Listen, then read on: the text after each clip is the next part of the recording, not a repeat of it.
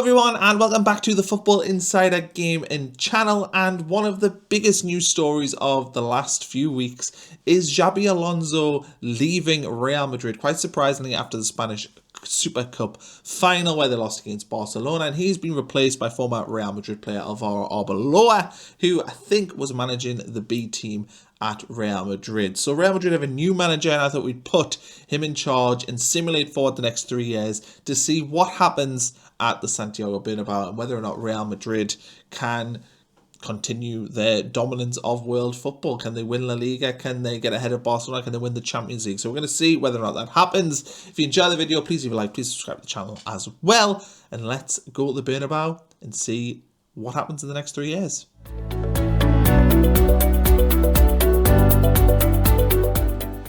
Season 1 with Alvaro Arbeloa in charge of Real Madrid sees the club finish in second place, cruelly behind Barcelona, 3 points in it come the end of the season, 90 points gained.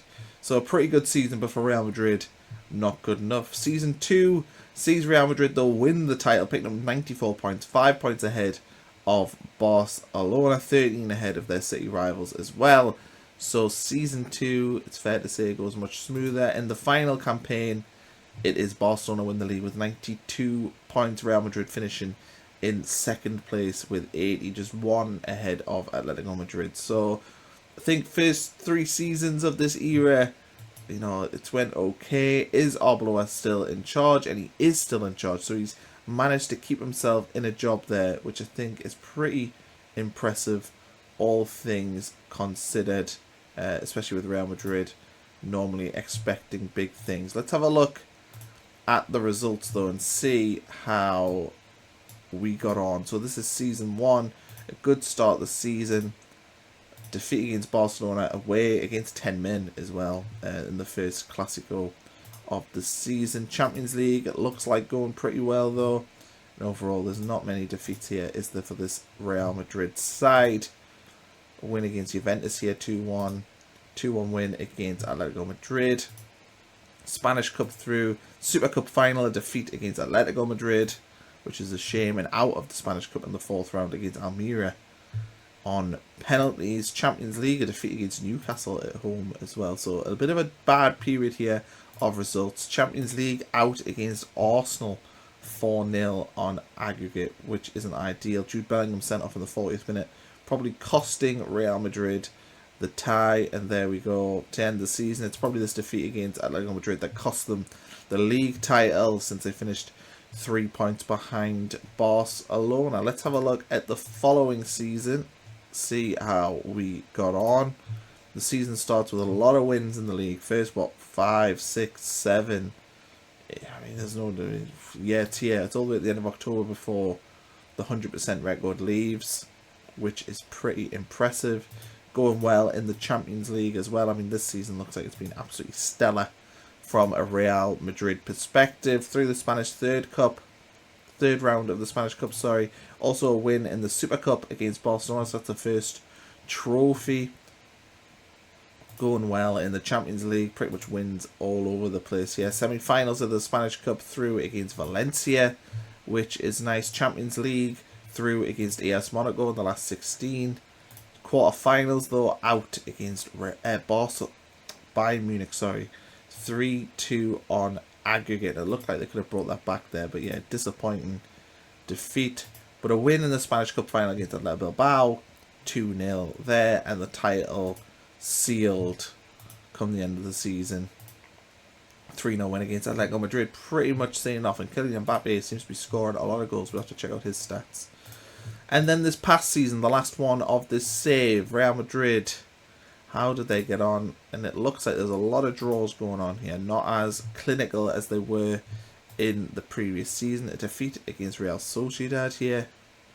Spanish Cup heading through the 4th round against Deportivo La Coruña as well. Out of the Spanish Super Cup, defeated against Atletico Madrid. Quarterfinals through in the Spanish Cup, through the semi-finals as well. Last 16 of the Champions League out against Borussia Dortmund. Really disappointing. The results in the Champions League have not been particularly good, but a win in the Spanish Cup final, Kylian Mbappe bagging himself a hat-trick. And there we go, come the end of the season. That is the campaign done.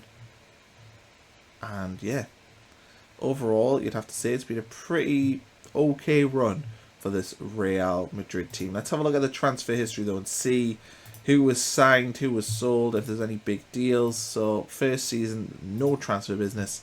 The second season, Riddle Baku came in for 34 million from RB Leipzig. Isaac Hein came in on loan. Manuel Akanji arrived from Manchester City. Usman Diomande came in from Sporting Lisbon. And Yuri Bas came in from Ajax. Nothing notable on the outs. And then this past season, Nicholas Seawold came in from Leipzig. And yeah, nothing major to report in terms of the outs. Let's have a look though at this Real Madrid squad and check out some of the stats, because I am very intrigued to see how players like Kylian Mbappe got on in terms of goals. So the most valuable player here is Endrick, who apparently is wanted by Arsenal. Vinicius is here.